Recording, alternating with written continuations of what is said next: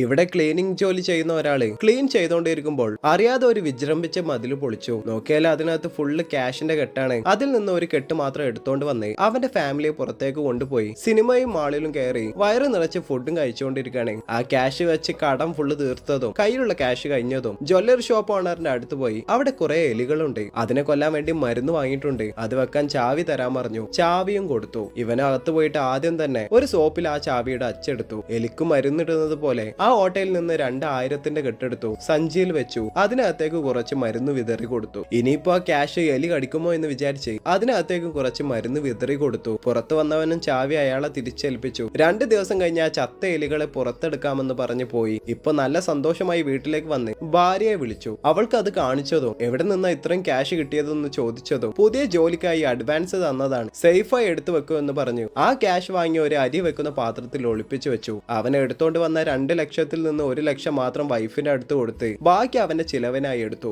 ഇപ്പൊ ആ സോപ്പിൽ എടുത്തത് ചാവിയാക്കി ഉണ്ടാക്കി തരാൻ പറഞ്ഞ് ഒരു കടയിലേക്ക് പോയതും അയാളും സംശയത്തോടെ അവനെ ഫുള്ള് നോക്കുന്നത് കണ്ടതും ഇവൻ ജോലി ചെയ്യുന്ന ID കാർഡ് എല്ലാം കാണിച്ചു കൊടുത്തു. ഉണ്ടാക്കാൻ പറഞ്ഞു പോയി. അത് കഴിഞ്ഞ് ഒരു മൊബൈൽ ഷോപ്പിൽ പോയി അവിടെ ഉള്ള ഒരു നല്ല ഫോൺ കാണിച്ച് അതെനിക്ക് വേണമെന്ന് പറഞ്ഞു. അവിടെ ഉള്ളവർ അതെടുത്ത് 10,000 രൂപയാകുമെന്ന് പറഞ്ഞു. ഇവൻ അതിന് ക്യാഷ് കൊടുത്തു. കടയിൽ നിന്ന് ചാവി വാങ്ങിപ്പോയി. പിള്ളേർക്ക് ഫോണിൽ ഗെയിം എല്ലാം കളിപ്പിച്ച് ഹാപ്പിയായി ഇരിക്കുകയാണ്. ഇതേ ടൈമിൽ പലിശക്കാരൻ വീണ്ടും വന്നു. ഭാര്യയെ എടുത്തു വെച്ച ക്യാഷിൽ നിന്ന് പകുതി എടുത്ത് ആ ഫുള്ള് കടവും തീർത്തു. വന്നവന് അത്ഭുതപ്പെട്ടു. ബാക്കിയുള്ളത് വെച്ച് അത് ചെയ്യാം ഇത് ചെയ്യാമെന്ന് പറഞ്ഞ് പ്ലാൻ ചെയ്തുകൊണ്ടിരിക്കുകയാണ്. ഇവനെ ഒന്നും പറയാതെ കോള് വരുന്നുണ്ടെന്ന് പറഞ്ഞ് പുറത്തേക്ക് വന്നു. നോക്കിയാൽ അറിയുന്ന ഒരു പെൺകുട്ടി കരഞ്ഞോണ്ട് എനിക്ക് 5000 രൂപ വേണമെന്ന് പറഞ്ഞ് വിളിച്ചതാണ്. ഇവൻ അവൾക്ക് ക്യാഷ് കൊണ്ടുപോയി കൊടുത്തു. ഇവിടെ ആ ക്യാഷ് തിരിച്ചു തരാമെന്ന് പറഞ്ഞു പോയി. അവന്റെ ഭാര്യയും തോന്നിയ പോലെ ക്യാഷ് ചിലവാക്കി കൊണ്ടിരിക്കുകയാണ്. അയാളും രാത്രി ആയതും ആ ചാവി എടുത്ത് ആ ലോക്ക് തുറന്നു. അവന്റെ ഇഷ്ടത്തിന് കുറെ ക്യാഷ് എടുത്തോണ്ട് വന്നു. വൈഫിനെ കാണിച്ചതും അവൾ ഇത്രയും ക്യാഷ് കണ്ടതും പേടിച്ചു പോയി. നിങ്ങൾ എന്തോ ഇല്ലീഗൽ ആയിട്ട് ചെയ്യുന്നുണ്ട്,